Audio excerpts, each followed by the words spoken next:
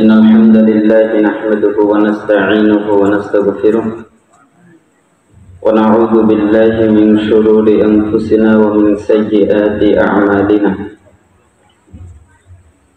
من يهده الله فلا مضل له ومن يضلل فلا هادي له. وأشهد أن لا إله إلا الله وحده لا شريك له وأشهد أن محمدا عبده ورسوله. أما بعد فإن خير الحديث كتاب الله وخير الهدي هدي محمد صلى الله عليه وسلم وشر الأمور محدثاتها وكل محدثة بدعة وكل بدعة ضلالة وكل ضلالة في النار. قال الله سبحانه وتعالى: وما آتاكم الرسول فخذوه وما نهاكم عنه فانتهوا واتقوا الله إن الله شديد العقاب. عن أبي هريرة رضي الله عنه قال: قال رسول الله صلى الله عليه وسلم: لا ينجي أحدا منكم عمله. قالوا يا رسول الله ولا أنت؟ قال ولا أنا. قال إلا أن يتغمدني الله برحمة سددوا وقاربوا واغدوا وروحوا وشيء من الدلجة والقصد القصد تبلغوا. رواه البخاري. قال رسول الله صلى الله عليه وسلم: من تقبلت له حسنة دخل الجنة. رواه الأدب المفرد. সমস্ত প্রশংসা সে আল্লাহ সুবহানাহু ওয়া তাআলার দরবারে, যে মহান রব আমাদেরকে অত্যন্ত মেহেরবানি করে আজকে জবই গ্রামবাসীর উদ্যোগে আয়োজিত ইসলামী সম্মেলনে আসার বসার এই রহমতপূর্ণ মজলিসে, যেখানে আল্লাহ সুবহানাহু ওয়া তাআলার পক্ষ থেকে কল্যাণ নাজিল হয়, শান্তি নাজিল হয়, রহমত নাজিল হয়, যেখানে এসে বসতে পারলে কল্যাণ প্রাপ্তদের অন্তর্ভুক্ত হওয়া যায়, নেকি পাওয়া যায়, নিজের উদ্দেশ্য সুন্দর হয়ে যায়। বিভিন্ন মানুষ ঘুমিয়ে আছে, বিভিন্ন কাজে ব্যস্ত আছে, তাদের মধ্য থেকে আল্লাহ সুবহানাহু ওয়া তাআলা আমাদেরকে বাছাই করে নির্বাচন করে এই মজলিসে বসার তৌফিক দান করেছেন। আল্লাহ যে আমাদেরকে ভালোবাসেন এটাও তার একটা প্রমাণ। আমরা সেই আল্লাহর শুকরিয়া আদায় করছি, আলহামদুলিল্লাহ। দরুদ আর সালাম পেশ করছি আমাদের সেই প্রিয় রাসূলের প্রতি, যে মন গড়া ভাবে কিছু বলতেন না। আল্লাহ তাআলা তাকে যা জানাতেন তিনি তাই বলতেন। যার আনুগত্য করা, ইত্তেবা করা, যাকে মেনে নেওয়া আমাদের জন্য জরুরি, অবশ্যই পালনীয় কর্তব্য, সেই প্রিয় রাসূলের প্রতি দরুদ এবং সালাম পেশ করছি সাল্লাল্লাহু আলাইহি ওয়াসাল্লাম। অতঃপর তার পরিবার পরিজন, সাহাবায়ে কেরাম, তাবেঈ, তাবে তাবেঈগণ, সম্মানিত ইমামগণ এবং আমাদের আগে যারা পৃথিবী থেকে চলে গেছেন, ঈমানদার, মুত্তাকি, পরহেজগার পুরুষ নারী, আমরা প্রত্যেকের জন্য দোয়া করছি আল্লাহ সুবহানাহু ওয়া তাআলা তাদের উপরে শান্তি বর্ষণ করুন।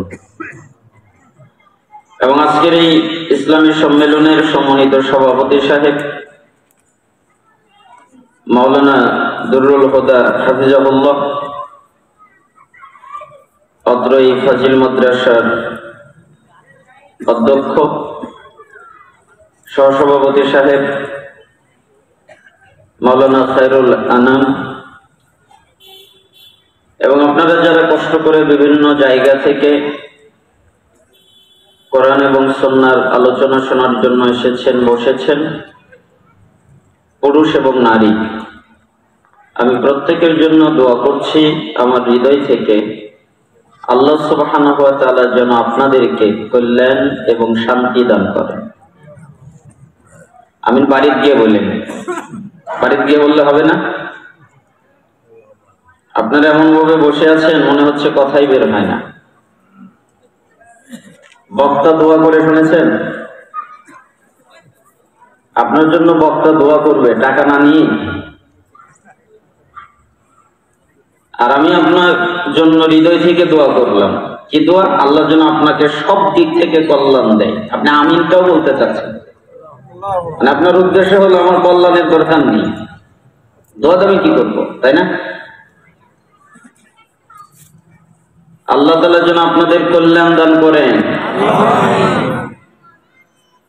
এবং আপনাদের প্রত্যেকের নেক হায়াত আল্লাহ যেন বাড়িয়ে দেন এবং আল্লাহ তাআলা তার জান্নাতের জন্য আপনাদেরকে যেন কবুল করে নেন। পূর্ববর্তী যারা সালাফ তারা তাদের আলোচনা দোয়ার মাধ্যম দিয়ে শুরু করতেন এবং আমি যা বলতে চাই, বোঝাতে চাই, আল্লাহ তাআলা যেন আপনাদেরকে সঠিকভাবে, সুন্দরভাবে, স্পষ্টভাবে বোঝার তৌফিক দান করেন।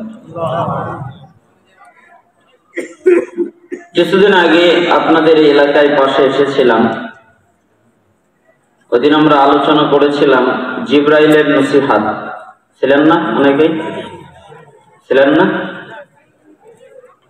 জিবরাইল রাসূল সাল্লাল্লাহু আলাইহি ওয়াসাল্লামকে কি নসিহত করেছিলেন আমরা তা জানিয়েছিলাম। অনেক লোক ছিলেন, প্রাণ খুলে শুনেছেন। সময়ের ব্যবধানে আরো কথা ছিল, আমরা শেষ করতে পারিনি। আজকে আমি আপনাদের সামনে সংক্ষিপ্তভাবে কয়েকটি পয়েন্টে আলোচনা করতে যাচ্ছি। তার ভূমিকায় দুটি কথা। তার একটি কথা হচ্ছে, আপনি যেখানে বসেছেন, আলোচনা শুনতে এসেছেন, কমিটির যারা লোকজন আছেন ওই যে পাশে অনেকেই চেঁচামেচি করছে, কথা বলা বলি করছে, আপনারা একটু বন্ধ করে দেন। আপনারা যারা এখানে এসেছেন সরল মনে উত্তর দিবেন। কেন বলেন? রাগ করলেন না তোমার কথা? এবার আমি এটা জানতে চাই সব জায়গায়। আমি চাই না আপনার একটা নেকি নষ্ট হোক। আমি চাই আপনি এখানে বসেছেন, নেকি নিয়ে বাড়িতে যান। কেন বসেছেন বলেন? নেকির উদ্দেশ্যে, পাপকে মাফ করার আশায়, তাই না? কথাটা ভালো, পরিপূর্ণ উত্তর হয়নি। কোন জায়গায় যেখানে কোরআন থেকে কথা হয়, হাদিস থেকে কথা হয়, ওইখানে যেতে হয় জ্ঞান অর্জন করার নিয়তে। কেন যেতে হয়? জ্ঞান অর্জন করতে। কেন? কারণ জ্ঞান এমন একটা জিনিস যেটা আপনাকে সার্বিক দিক থেকে কল্যাণ দান করে। আর জ্ঞান অর্জন করতে যে যাচ্ছেন এটা হচ্ছে একটা নিয়ত। এই নিয়তের কারণে আপনার নেকি হয়, প্রাপ্ত হন। কারণ প্রত্যেকটা আমল কিসের উপরে নির্ভরশীল? নিয়তের উপরে। আর আপনি যেটা নিয়ত করবেন ওইটাই পাবেন। পুরুষ নারী একই কথা। এই জন্য যেখানে কোরআনের আলোচনা হয়, হাদিসের আলোচনা হয়, ইসলামিক আলোচনা হয়, দ্বীনি আলোচনা হয়, হতে পারে মজলিস, হতে পারে মসজিদ, হতে পারে মাদ্রাসা, হতে পারে যে কোনো জায়গা, ওইখানে যেতে হয় জ্ঞান অর্জন করতে। কি অর্জন করতে? জ্ঞান। আমি আমার রুমে যখন ঢুকি ডান পা আগে দিই, এরপরে বলি আমি জ্ঞান অর্জন করতে ঢুকলাম। তারপরে আমি রুম থেকে বই নিয়ে পড়ি, একটা দুটা না পড়ে বের হই না, ঢুকলেই পড়ি। কেন? ওটা ইলমের জায়গা আমার জন্য। এই জন্য জ্ঞান অর্জন করার গুরুত্ব বর্ণনা করতে গিয়ে রাসূল সাল্লাল্লাহু আলাইহি ওয়াসাল্লাম বলেন, মিশকাতুল মাসাবিহের 212 নম্বর হাদিসে, আমি যে নুসখা থেকে মুখস্থ করেছি, বৈরুতের যেটা মুআসসাসাতুর রিসালা থেকে প্রকাশিত হওয়া, মান সালাকা তরিকান ইয়ালতামিসু ফীহি ইলমান সালাকাল্লাহু লাহু বিহি তরিকান মিন তুরুকিল জান্নাহ। কোন জায়গায় সাহালাল্লাহ এসেছে, কোন জায়গায় শেষে ইলাল জান্নাহ এসেছে। তার মানে যে ব্যক্তি জ্ঞান অর্জন করার জন্য, ইলম অর্জন করার জন্য, বিদ্যা অর্জন করার জন্য, বাড়ি থেকে বিদ্যা অর্জন করার জন্য কোন জায়গায় যায়, কেন যায়? আমি জ্ঞান অর্জন করব, আমি ইলম অর্জন করব, আমি বিদ্যা অর্জন করব, এইটা তার নিয়ত। তাহলে আল্লাহ এর বিনিময়ে তার জান্নাতের পথকে সহজ করে দেয়, সোজা করে দেয়, তার থেকে জান্নাত পর্যন্ত। এই জন্য সাহাবীরা বলতেন, আচ্ছা তোমরা কি জানো কোন আমলের মাধ্যমে জান্নাতের পথ সোজা হয়ে যায়? তখন তারা বলতেন, আমাদের তা জানা নেই, একটা আমল ছাড়া, সেটা হলো জ্ঞান। কেউ যদি জ্ঞান অর্জন করে তাহলে আল্লাহ তার বিনিময়ে তার জন্য জান্নাতের পথকে সোজা করে দেয়। তাই তোমরা জ্ঞান অর্জন করো, আশা করা যায় তোমাদের জান্নাতের পথটা সহজ হয়ে যাবে, সোজা হয়ে যাবে। তাহলে জ্ঞান অর্জন করলে কিসের পথ সোজা হয়ে যায়? জান্নাত। মিশকাতুল মাসাবিহের 220 নম্বর হাদিস, রাসূল সাল্লাল্লাহু আলাইহি ওয়াসাল্লাম বলেন, মান খারাজা ফি তালাবিল ইলম ফাহুয়া ফি সাবিলিল্লাহ হাত্তা ইয়ারজিউ। যে ব্যক্তি জ্ঞান অর্জন করার জন্য, ইলম অর্জন করার জন্য, বিদ্যা অর্জন করার জন্য বাড়ি থেকে বের হয়, কেন? আমি জ্ঞান অর্জন করব, আমি ইলম অর্জন করব, আমি বিদ্যা অর্জন করব, এইটা তার নিয়ত। তাহলে যতক্ষণ পর্যন্ত বাড়িতে ফিরে না যায় ততক্ষণ তার আমল নামায় জিহাদ করার নেকি পায়। অর্থাৎ আপনি জিহাদ করলে যে নেকিটা পেতেন, আল্লাহ তাআলা ওই নেকিটা আপনাকে দান করবেন। কেন? আপনি জ্ঞান অর্জন করার জন্য বের হয়েছেন, উদ্দেশ্য আপনার এটা, নিয়ত আপনার এটা, এই জন্য জিহাদের নেকি আল্লাহ তাআলা আপনাকে দান করবেন। হাদিস সহিহ। আল মুআজামুল কাবীর, বৈরুতের দুইটা প্রসিদ্ধ নুসখা, একটিতে 639 নম্বর হাদিস, আরেকটিতে 641 নম্বর হাদিস। রাসূল সাল্লাল্লাহু আলাইহি ওয়াসাল্লাম বলেন, যে ব্যক্তি কোন মজলিসে যায় যেখানে কোরআনের আলোচনা হয়, সুন্নাহর আলোচনা হয়, ইসলামিক কথাবার্তা হয়, এই জায়গায় গিয়ে তারা যদি তিনটা কাজ করে, এক, বসে, তার মানে বসে আলোচনা শুনতে হয়, আপনারা বসে আছেন আলহামদুলিল্লাহ। দুই, মনোযোগ দিয়ে আলোচনা শুনে। মনোযোগ মানে বাদাম খায় না, যে আপনারা বাদাম খাচ্ছেন এটা ঠিক করছেন। আমি আমার বক্তব্যের জীবনে কোনোদিন পানি খাইনি, বাদাম তো অনেক দূরের কথা, কোনোদিন চা খাইনি। আমার মাঝে মধ্যে কণ্ঠ ঠেকে গেছে, আটকে গেছে, আমার পানি খাওয়ার প্রয়োজন, আমি খাইনি। অনেকে খায়, আমি খাইনি। কেন? আমি সালাফদের কাছ থেকে শিখেছি, তারা ইলম অর্জন করার সময় অন্য কাজ করাকে বেয়াদবি মনে করতেন, জ্ঞান দেওয়ার সময় অন্য কাজ করাকে তারা খেয়ানত মনে করতেন। যদিও বা পানি খাওয়া বৈধ, তাও আমি খাই না। কেন? মনোযোগিতা নষ্ট হয়। আপনি বাদাম খাবেন, এটা আমি সহ্য করতে পারবো? বাদাম খেলে মনোযোগ থাকে? কেন এসেছেন? এসেছেন তো নিকি নিতে, তো বাদাম খাচ্ছেন কেন? বাদাম খাননি জীবনে, আর খেতে পারবেন না? বাদাম খাওয়ার জায়গাটাকে এটাই, বুট, কালাই, ছোলা, আরো যত খাবার আছে খাওয়ার জায়গা কি এটাই? পান, চা, কফি, পানি এগুলো খাওয়ার জায়গা কি এটাই? তার মানে যারা মনোযোগ দিয়ে আলোচনা শোনে, সাহাবীরা বলতেন রাসূল সাল্লাল্লাহু আলাইহি সাল্লাম যখন কথা বলতেন তখন আমরা মনে করতাম আমাদের মাথায় পাখি বসে আছে, নড়াচড়া করলে পাখি উড়ে যাবে, তাই আমরা নড়াচড়া করতাম না। মুহাম্মদ সাল্লাল্লাহু আলাইহি সাল্লাম যা বলতেন আমরা তা মনোযোগ দিয়ে শুনতাম, নড়াচড়া করলে পাখি উড়ে যাবে, তাই আমরা নড়াচড়া করতাম না। তার মানে মনোযোগ হয়, মনোযোগ দেয়, এর শেষ পর্যন্ত থাকে। যতক্ষণ পর্যন্ত বৈঠক শেষে দোয়া পাঠ করা না হয় ততক্ষণ পর্যন্ত তারা ওঠে না, তারা ওই পর্যন্ত থাকে। 3টা কাজ সবাই করতে পারে না, তবে যারা করতে পারে 1 বসে, 2 মনোযোগ দিয়ে আলোচনা শোনে, 3 শেষ পর্যন্ত থাকে। হাদিসে খুঁজছি, আল্লাহ তাআলা বলেন, মুহাম্মদ জি আপনি বলেন, কি বলবো? বলেন, কাদ গফারাল্লাহু লাকুম যুনুবাকুম, তাদের অতীত জীবনের যত পাপ আছে আমি আল্লাহ মাফ করে দিয়েছি। যত পাপ করেছে, যত অন্যায় করেছে, যত অপরাধ করেছে সব মাফ করে দিয়েছি।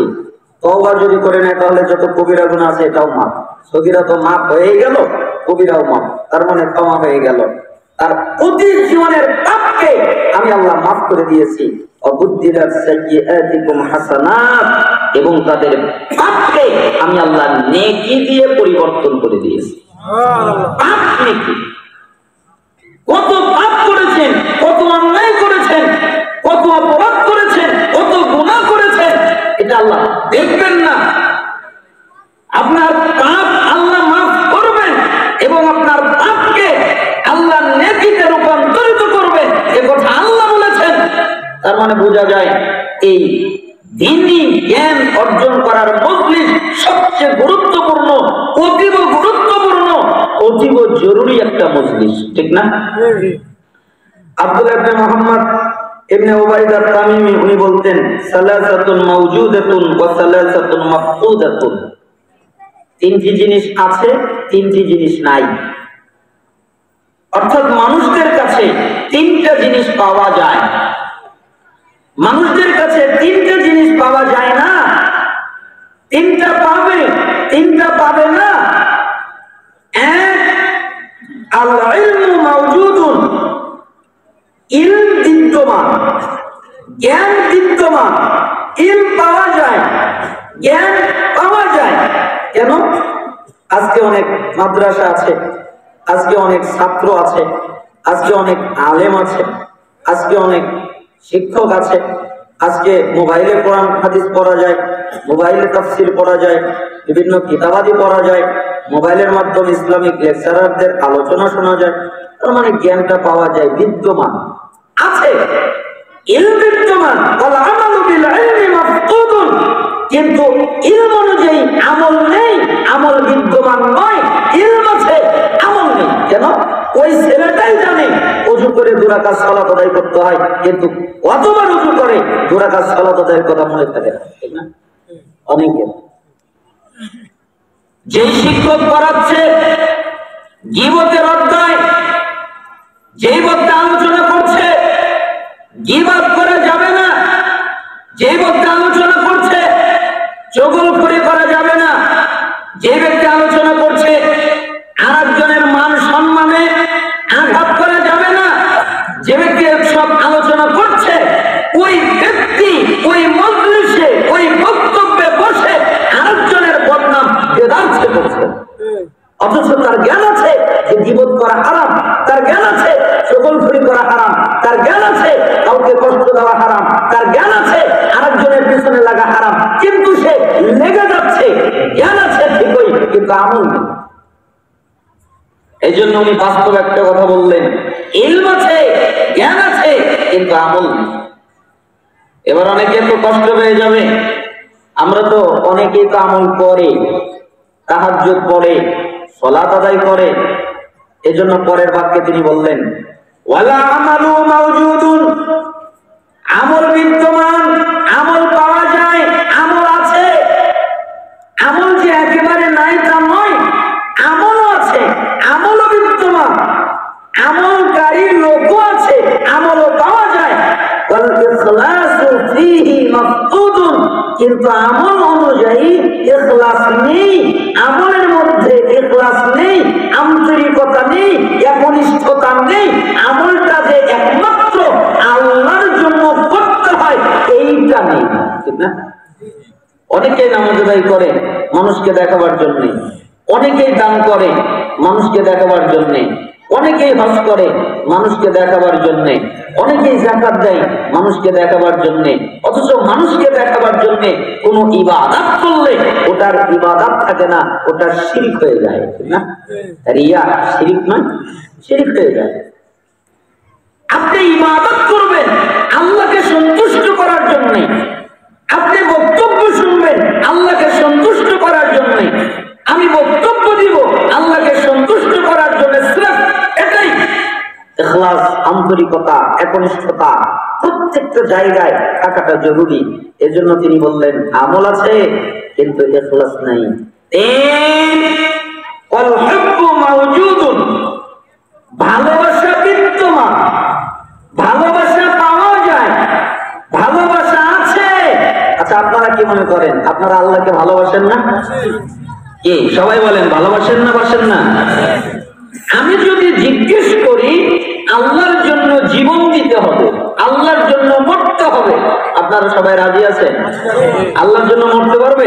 রাসূলের জন্য মরতে পারবে? মাশাআল্লাহ।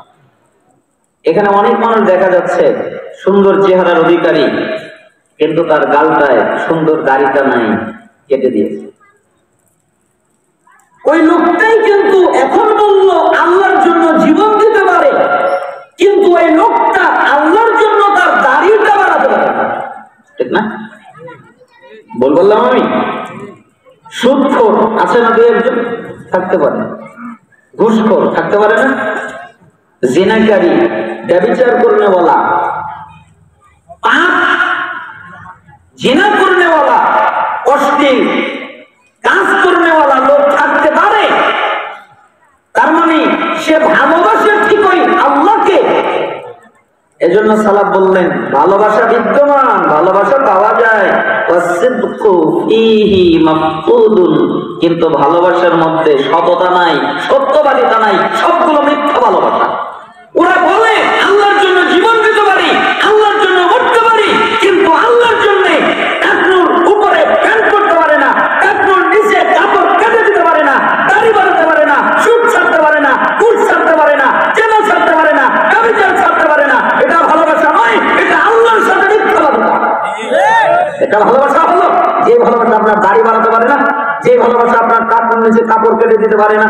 এটা কি কম পাপ? আল্লাহর কথা বলবেন না, আল্লাহ তাকাবেন না, আল্লাহ পবিত্র করবেন না, যার কাপড় নিচে কাপড় পরে, এটা কি কম পাপ? এই পাপ থেকে যারা বাঁচতে পারে না, কেমনে বুঝে যাবে ওই লোক আল্লাহর জন্য জীবন দিতে পারবে? আরে ওই যুদ্ধের ময়দানে জায়গায় গেলে আপনি দৌড়ে পালিয়ে চলে আসবেন। জীবন দেওয়া এত সোজা? আপনি সামান্য দাঁড়িয়ে রেখে দিতে পারেন না, কেটে দেন, আপনি জীবন দেবেন কেমনে? এক, ইলম আছে, আমল নেই, তার মানে ইলম অনুযায়ী আমল করা উচিত।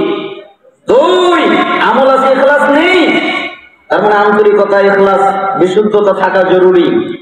তিন, ভালোবাসা আছে, সততা নেই, তার মানে সততা থাকাটা জরুরি, সত্যিকার ভালোবাসা থাকা জরুরি। আল্লাহ সুবহানাহু ওয়া তাআলা যেন আমাদেরকে ইলমের এই মর্যাদা, এই গুরুত্ব বোঝার তৌফিক দান করেন। আপনারা কষ্ট পেলেন না তো? তাহলে একটা মাসালা শিখলাম, কোন জায়গায় গেলে কিসের নিয়তে যেতে হয়? জ্ঞান অর্জনের নিয়তে। আবার বলেন, কোন জায়গায় গেলে কিসের নিয়তে যেতে হয়? এবার থেকে যত মাহফিলে, যত মজলিসে যাবেন, কিসের নিয়তে যাবেন? জ্ঞান অর্জন করতে। মসজিদে গেলে রাসূল সাল্লাল্লাহু আলাইহি ওয়াসাল্লাম বলে নাই যে মসজিদে গিয়ে যদি তুমি 2টা আয়াত শিখো তাহলে 2টা উট কুরবানি সওয়াব হবে, 3টা আয়াত যদি শিখো 3টা উট কুরবানি সওয়াব হবে। ইলম অর্জন করার নিয়তে যাবেন, সালাতও করার নিয়তে যাবেন, ইলম অর্জন করার নিয়তেও যাবেন, যে যতটুকু পারে আমি ইলম অর্জন করব। তাহলে আপনার সুন্দর নেকি হবে। আল্লাহ সুবহানাহু ওয়া তাআলা যেন আপনাদেরকে জান্নাতের জন্য কবুল করেন। আপনাদের জন্য দ্বিতীয় কথা, আমার এবং আপনাদের প্রত্যেকের জন্য জরুরি, আমরা আমাদের জীবনটাকে মুহাম্মদুর রাসূলুল্লাহ সাল্লাল্লাহু আলাইহি ওয়াসাল্লামের আনুগত্য দিয়ে, ইত্তেবা দিয়ে আমাদের জীবনটাকে সাজাতে হবে, তাই না? কার আনুগত্য দিয়ে আমাদের জীবনটাকে সাজাতে হবে?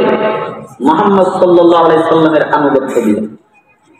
আপনি যদি সফলতা চান, আপনি যদি জান্নাত চান, আপনি যদি হিদায়াত চান, আপনি যদি আল্লাহর ভালোবাসা চান, আপনি যদি আল্লাহর আনুগত্য করতে চান, আপনি যদি আপনার গুনাহ মাফ করতে চান, তাহলে একটাই পথ, সেটা হচ্ছে মুহাম্মদ সাল্লাল্লাহু আলাইহি ওয়াসাল্লামের আনুগত্য করা। এর মাধ্যমে সবকিছু পাওয়া সম্ভব। আপনি যদি নিজেকে ঈমানদার দাবি করেন, তবু রাসূলের আনুগত্য করা আপনার জন্য জরুরি। সূরা আহজাব 36 নম্বর আয়াত, আল্লাহ তাআলা বলেন, ওমা কানা লিমুমিনিন ওয়ালা মুমিনাতিন ইযা কাদাল্লাহু ওয়া রাসূলুহু আমরান আইয়াকুনা লাহুমুল খায়রাতু মিন আমরিহিম ওয়া মা ইয়াসিল্লাহু ওয়া রাসূলুহু ফাকাদ দাল্লা দালালাম মুবিনা।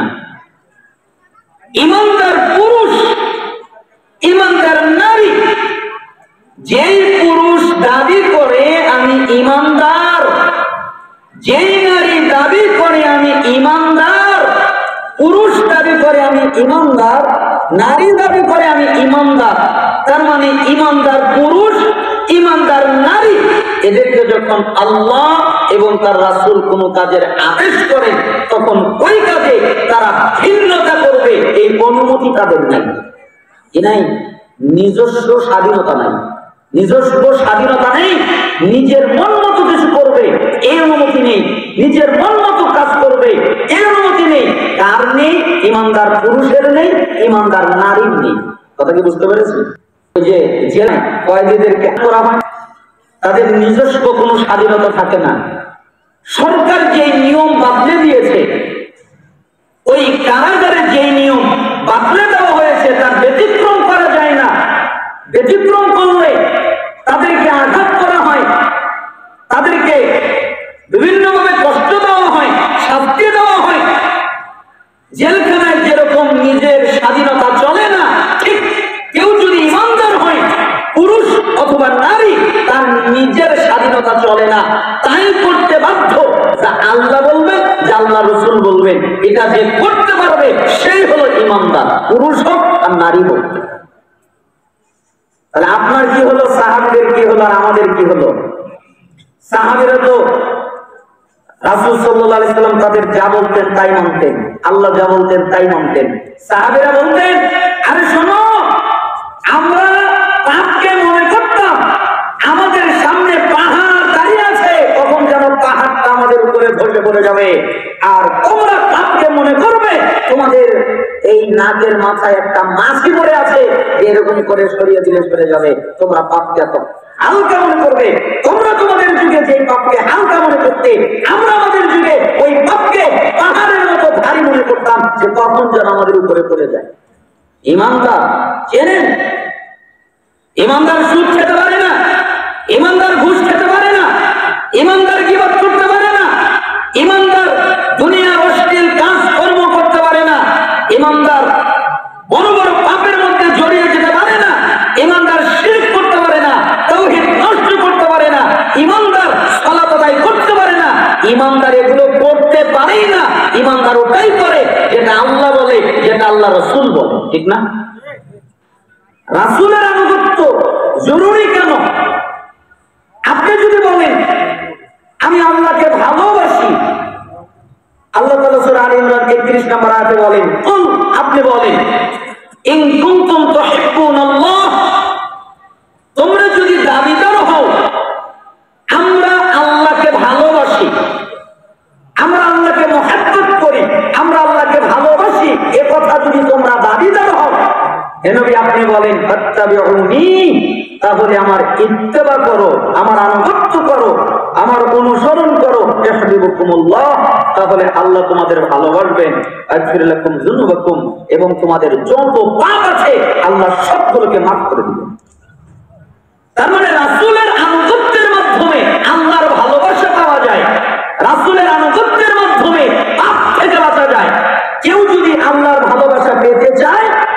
তাকে রাসূলের আনুগত্য করতে হবে। কেউ যদি পাপ থেকে বাঁচতে চায় তাহলে তাকে রাসূলের আনুগত্য করতে হবে। রাসূলের আনুগত্য অতীব জরুরি। রাসূলের আনুগত্য করলে আল্লাহরই আনুগত্য করা প্রয়োজন। কেন? সূরা নিসার ৮০ নম্বর আয়াতে আল্লাহ তাআলা বলেছেন, মাইয়াতির রাসূলা ফাকাদ আতা আল্লাহ। যে ব্যক্তি রাসূলের আনুগত্য করলো ওই ব্যক্তি আল্লাহর আনুগত্য করলো। যে ব্যক্তি রাসূলকে মানলো ওই ব্যক্তি কাকে মানলো? আল্লাহকে মানলো। আর আজকে আমাদের যুগে কিছু লোক তৈরি হয়ে গেছে বিভ্রান্তকারী। তারা বলে যে হাদিস মানা যাবে না, মানতে হবে কি? কোরআন। ওরা নাম দিয়েছে নিজের নাম আহলে কোরআন। আসলে তো আহলে কোরআন ঠিক নয়, ঠিক দেয়নি নাম, তো ভালো নাম। ওরা তো আহলে কোরআন নয়, কোরআনওয়ালা নয়, ওরা তো কোরআন মানে না। এক লোক আমার সাথে একদিন তর্ক বিতর্ক হচ্ছিল, অনেক কথাবার্তা বললেন, অনেক আয়াত টায়াত শোনালেন যে কোরআনে কোনো কিছু বাকি নেই, কোনো কিছু ছাড়া হয়নি, কোরআনে সব আছে। তখন আমি তাকে বললাম, আচ্ছা ঠিক আছে, আপনি সব যেহেতু বোঝেন, প্রথমে আমি সূরা হাসরের ৭ নম্বর আয়াতটাকে পড়ে শোনালাম, ওমা আতাকুম রাসূলু ফাখুযু ওমা নাহাকুম আনহু ফান্তাহু। রাসূল তোমাদের যা দেয় তা নাও, রাসূল তোমাদের যা নিষেধ করে তা ত্যাগ করো। অনেকে হাদিস বললে তো শোনে না। তখন আমি এক পর্যায়ে বললাম, আচ্ছা ঠিক আছে, আয়াত আপনি তো বুঝতেছেন না, আমরা তো ঠিকই বুঝেছি। সূরা নাহলের যে ৪৪ নম্বর আয়াতের অংশে আল্লাহ তাআলা বললেন, ওয়া আনজালনা ইলাইকা যিকরা লিতুবাইয়িনা লিন-নাস মা নুযিলা ইলাইহিম ওয়া লাআল্লাকুম ইয়াতাফাক্কারুন। হে নবী, আমি আপনার উপরে এই কিতাব এই জন্য নাযিল করেছি, মানুষদের জন্য যা নাযিল করা হয়েছে এইগুলোকে যেন আপনি নবী ব্যাখ্যা করে দেন। ব্যাখ্যা করে দেবে কে? নবী। আপনার কি আমার কথা বুঝতে পারতেছেন? ব্যাখ্যা করে দেবে কে? নবী। আপনার সাথে আমার ঝগড়ার দরকার নেই। এই কোরআনের ব্যাখ্যা নবী যে করবেন ওইগুলো কই বের করবেন? আপনার সাথে আমার মারামারি দরকার নেই, আপনার সাথে আমার ঝগড়ার প্রয়োজন নেই। কোরআনের যে ব্যাখ্যা রাসূল করবেন, আপনি তো হাদিস মানেন না, বলতেছেন যে আমি কোরআন মানি, তো কোরআনের তো আল্লাহ বলছেন যে রাসূল ব্যাখ্যা করবেন, তাহলে রাসূল যে ব্যাখ্যা করবেন ওইটা কই আপনি বের করবেন? এটা আল্লাহর কথা, রাসূলের ব্যাখ্যাটা কই? তখন আর উনি আমার সাথে কথা বললেন না, চলে গেলেন। তার মানে রাসূলের আনুগত্য না করলে, রাসূলের ইত্তেবা না করলে, রাসূলের অনুসরণ না করলে আল্লাহকে মানা যায় না। মক্কার মুশরিকদের কোনো আপত্তি ছিল না আল্লাহকে মানতে। তারা বলতো আল্লাহকে মানি, আল্লাহই সৃষ্টিকর্তা, আল্লাহই রিজিকদাতা, আল্লাহই বিধানদাতা, আল্লাহই জীবন মৃত্যুর মালিক, আল্লাহই বৃষ্টি বর্ষণ করেন, আল্লাহই সব করেন। তারপরেও তারা শরীক করতো আর বলতো মুহাম্মদকে কি মানা যায়? আমাদের মতোই মানুষ, আমাদের মধ্যে জন্ম, আমাদের মধ্যে বেড়ে ওঠা, আমরা আল্লাহকে মানবো, মুহাম্মদকে মানবো না। এটাই তাদের সমস্যা। তারা মুহাম্মদকে মানেনি, তাই তারা ইমানদার হতে পারেনি, মুত্তাকি হতে পারেনি, মুসলিম হতে পারেনি। ঠিক আজকেও যারা মুহাম্মদ সাল্লাল্লাহু আলাইহি ওয়াসাল্লামের আনুগত্য করবে না, তারা ইমানদার নয়, তারা মুসলিম নয়, তারা পরিষ্কার কাফের। এজন্য আনুগত্য করতে হবে মুহাম্মদের। আপনি যদি মুহাম্মদের আনুগত্য করেন তাহলে আল্লাহর আনুগত্য হয়ে যাবে। আপনি যদি সফলতা চান, আল্লাহ তাআলা সূরা নূরের 52 নম্বর আয়াতে বলেন, ওমাইয়াতিল্লাহ ওয়া রাসূলহু, যে ব্যক্তি আল্লাহ এবং তার রাসূলের আনুগত্য করে, ওয়া ইয়াখশাল্লাহ, আল্লাহকে ভয় করে, ওয়া ইয়াত্তাকি, এবং তাকওয়া অবলম্বন করে। তাকওয়া মানে পাপ থেকে বেঁচে বেঁচে চলে। আউলাইকা হুমুল ফাইজুন, এরাই হলো, ওরাই হলো সফল কাম। তার মানে সফলতা লাভ করতে চাইলে রাসূলের আনুগত্য করতে হবে। আপনি যদি হিদায়াত চান, আল্লাহ তাআলা সূরা আরাফের 158 নম্বর আয়াতে বলেন, আমিনু বিল্লাহি ওয়া রাসূলিহিন নাবিয়্যিল উম্মিয়্যি, তোমরা ঈমান আনো আল্লাহর প্রতি এবং তার বার্তাবাহক উম্মি নবীর প্রতি। কেন? যে ব্যক্তি আল্লাহর প্রতি মানে নিয়েছেন এবং তার বাণীর প্রতি মানে নিয়েছেন, আল্লাযী ইউমিনু বিল্লাহি ওয়া কালিমাতিহি, যেই নবী আল্লাহর প্রতি মানে নিয়েছেন এবং আল্লাহ যা নাযিল করেছেন তার প্রতি মানে নিয়েছেন, তোমরা তার ইত্তেবা করো, তার অনুসরণ করো, তার আনুগত্য করো, লাআল্লাকুম হিদায়াত প্রাপ্ত হবে, আশা করা যায়। তার মানে রাসূলের আনুগত্য করলে হিদায়াত পাওয়া যায়। সূরা নিসার 13 নম্বর আয়াত, সূরা ফাতিহার 17 নম্বর আয়াত, রাসূলের আনুগত্য করলে জান্নাত পাওয়া যায়। তার মানে আপনি যদি সফলতা চান রাসূলের আনুগত্য করেন, আপনি যদি জান্নাত চান রাসূলের আনুগত্য করেন, আপনি যদি হিদায়াত চান রাসূলের আনুগত্য করেন, আপনি যদি আল্লাহকে মানতে চান রাসূলকে মান্য করেন, আপনি যদি আল্লাহর ভালোবাসা চান রাসূলের আনুগত্য করেন, আপনি যদি আপনার পাপ ক্ষমা করতে চান রাসূলের আনুগত্য করেন। কেন? আপনি রাসূলের আনুগত্য করবেন তো সফলতা লাভ করবেন, আর রাসূলের আনুগত্য না করলে আপনি ধ্বংস হয়ে যাবেন। না, লা ইউমিনু আহাদুকুম হাত্তা ইয়াকুনা হাওয়াহু তাবাআন লিমা জিতু বিহি। তোমরা ততক্ষণ পর্যন্ত ঈমানদার হতে পারবে না যতক্ষণ পর্যন্ত আমার আনিত দ্বীনের প্রতি তোমাদের ইচ্ছা আকাঙ্ক্ষা অনুগত না হবে, ততক্ষণ পর্যন্ত তোমরা ঈমানদার হতে পারবে না। তার মানে তোমাদের ইচ্ছা আকাঙ্ক্ষা আমার দ্বীনের প্রতি অনুগত হতে হবে, মেনে নিতে হবে, তাহলে তোমরা ঈমানদার হতে পারবে। ইমাম নববী রাহিমাহুল্লাহ তার হাদিসে আরবাইনের 41 নম্বর হাদিসে এটা নিয়ে এসেছেন সহিহ সনদ। বুখারী 7280 নম্বর হাদিস, আবু হুরায়রা রাদিয়াল্লাহু আনহু তিনি বলেন রাসূল সাল্লাল্লাহু আলাইহি ওয়াসাল্লাম বলেছেন, কুল্লু উম্মতি ইয়াদখুলুনাল জান্নাহ ইল্লা মান আবা। আমার যত উম্মত আছে সবাই জান্নাতে যাবে, কেউ বাকি থাকবে না। ভাষাটা কত চমৎকার!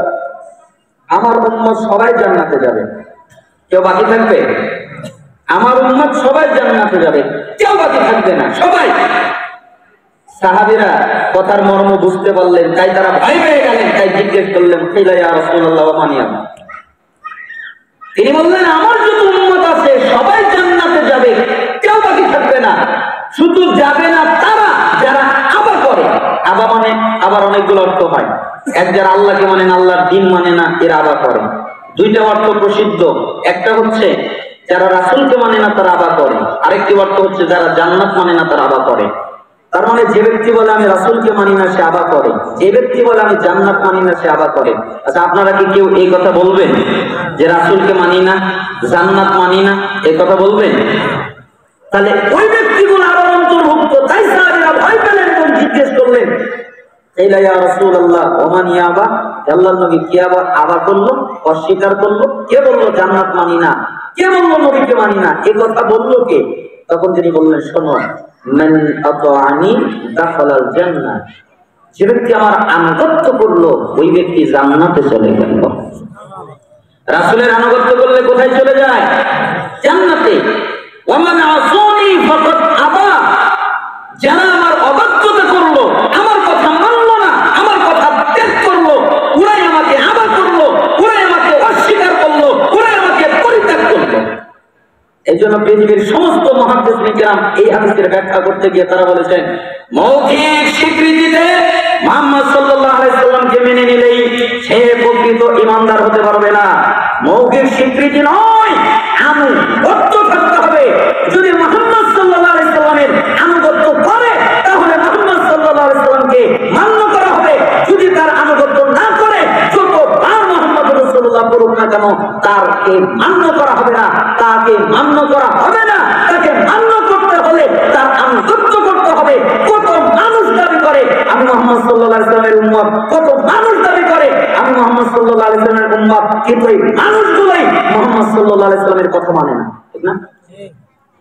তাহলে তারা কি আবার অন্তর্ভুক্ত নয়? এই জন্য সাবধান। এটা কঠিন একটা হাদিস, একটা কঠিন বাক্য। মুহাম্মদ সাল্লাল্লাহু আলাইহি সাল্লামের উম্মত টিকে থাকা এবং না থাকা। যারা তার আনুগত্য করে তারা রাসূলের উম্মত, যারা তার আনুগত্য করে না তারা আবার অন্তর্ভুক্ত, তারা রাসূলের উম্মত নয়। তাহলে এইখান থেকে আমরা বুঝলাম রাসূলের আনুগত্য করতে হবে। কার আনুগত্য? জীবনের সর্বক্ষেত্রে কার আনুগত্য করতে হবে? আচ্ছা, আমি তো ভাঙা ভাঙা কণ্ঠে কথা বলছি, আপনাদের তো আর কষ্ট হচ্ছে না? এটাও কিন্তু রাসূলের আনুগত্যের একটা অংশ। কেন? আবু দাউদে 3654, 3655 দুটি হাদিস এসেছে। আয়েশা সিদ্দিকা রাদিয়াল্লাহু আনহা তিনি বলেন, একদিন আমি সালাত আদায় করছিলাম, তো আবু হুরায়রা আমার ঘরের পাশে আসলো, আমাকে বাইরে থেকে ডাক দিল, হে ঘরের অধিবাসিনী দুইবার। এরপরে তিনি কি যেন বললো, আমি তা বুঝতে পারলাম না। তারপরে সে চলে গেল। আমি উরওয়াকে বললাম, উরওয়া জি, আবু হুরায়রা কি করলো? কি করলো? এটা কি ঠিক করলো? তোমার নবী মুহাম্মদ সাল্লাল্লাহু আলাইহি সাল্লাম যখন কথা বলতেন তখন তার কথা এত স্পষ্ট ছিল, তার কথা গণনা করা যেত। কেউ যদি ইচ্ছা করতো তার কথা কি করতে পারতো?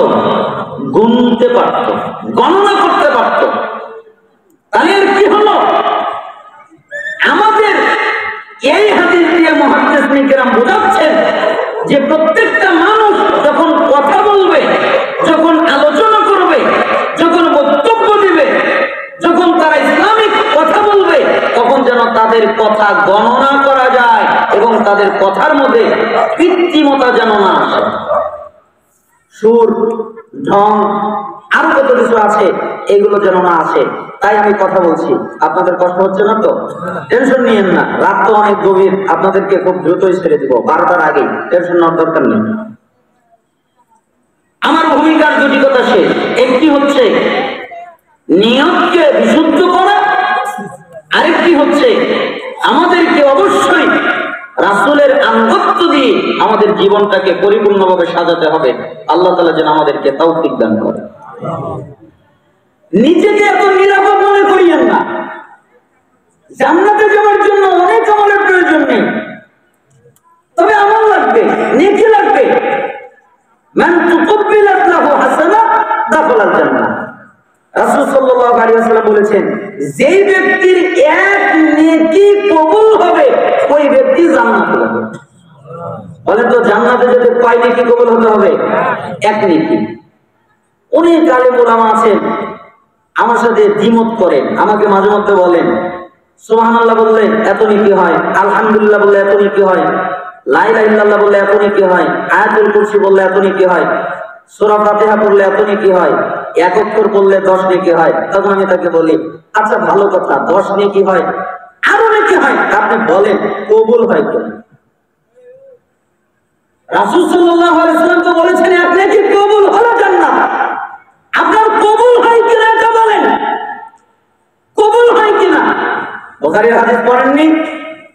6463 নম্বর হাদিস, যেটা আন্তর্জাতিক ছাপা। আর বাংলাদেশ যেটা অনুবাদ করেছে তাওহীদ প্রকাশনী, তারও 6463 নম্বর হাদিস।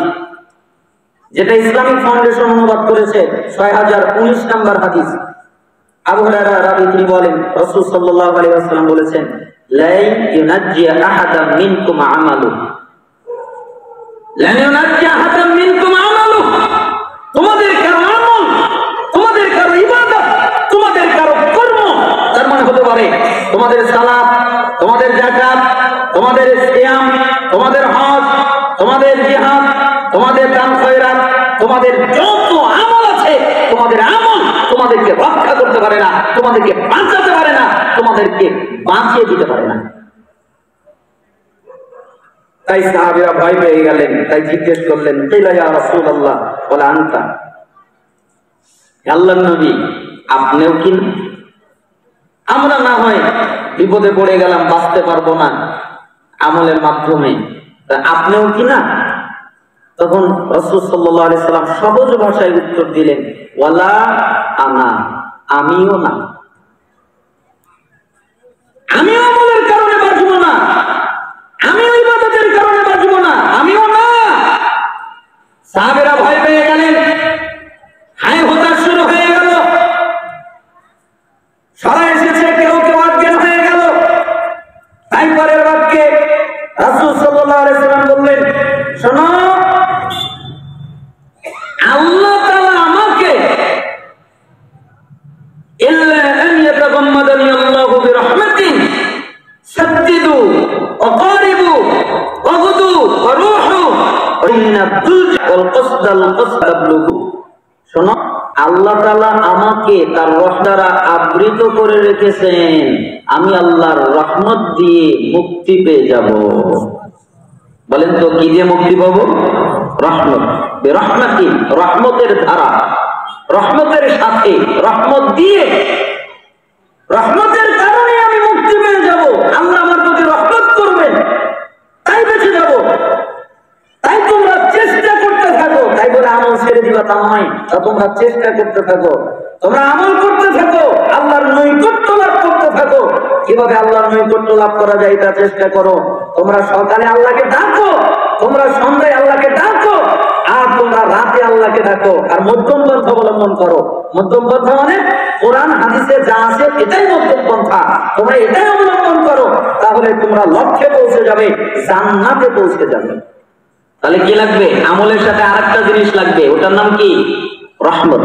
আমলের সাথে আরেকটা কি লাগবে? রহমত। সালাত লাগবে, রহমত লাগবে। যাকাত লাগবে, রহমত লাগবে। সিয়াম লাগবে, রহমত লাগবে। হজ লাগবে, রহমত লাগবে। প্রত্যেকটা আমল, প্রত্যেকটা ইবাদত, প্রত্যেকটা কর্মের সাথে আল্লাহর রহমত লাগবে। আল্লাহর রহমত ছাড়া কারো পক্ষে মুক্তি পাওয়া সম্ভব নয়, ঠিক না? আপনারা কি মনে করেন পেয়ে যাবে? রহমত লাগবে না?